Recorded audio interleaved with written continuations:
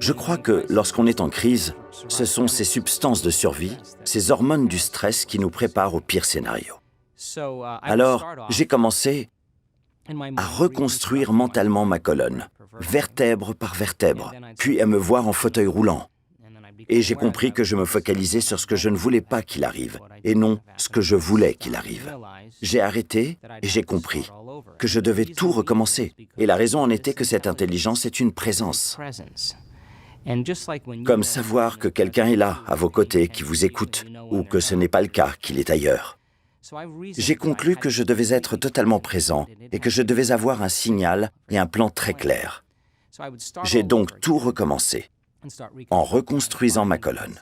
Je me suis demandé si je devais vendre ma maison ou mon cabinet. Puis je m'arrêtais encore, reprenais conscience et la frustration, l'impatience et la colère s'emparaient de moi, et c'était pire. Pendant 6 semaines, j'ai vécu cette incroyable nuit obscure de l'esprit, car je n'arrivais pas à faire à mon esprit ce que je voulais. Je passais environ 3 heures en fermant mes yeux à reconstruire chaque vertèbre. Je recommençais dès que je me déconcentrais. Je n'étais pas vraiment satisfait de la manière dont je m'y prenais, mais je continuais.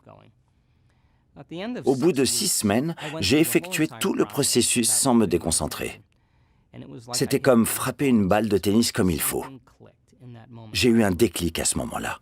J'ai su qu'il s'était passé quelque chose. Ce qui m'avait pris 3 heures, je le faisais en 45 minutes.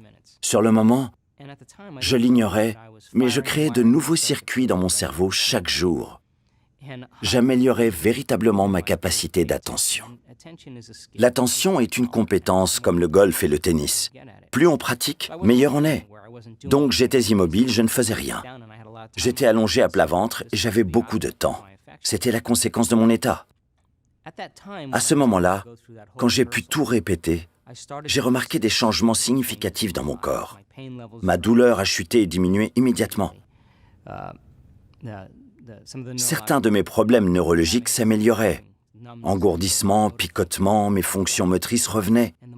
Dès que j'ai fait le lien entre ce que je faisais en moi et l'effet que ça produisait sur moi, j'ai fait attention à ce que je faisais et je l'ai fait avec passion et enthousiasme plutôt qu'avec peur et frustration.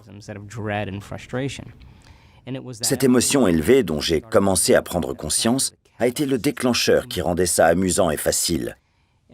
Je me suis mis à penser, si je parviens à remarcher, qu'est-ce que j'ai considéré comme acquis?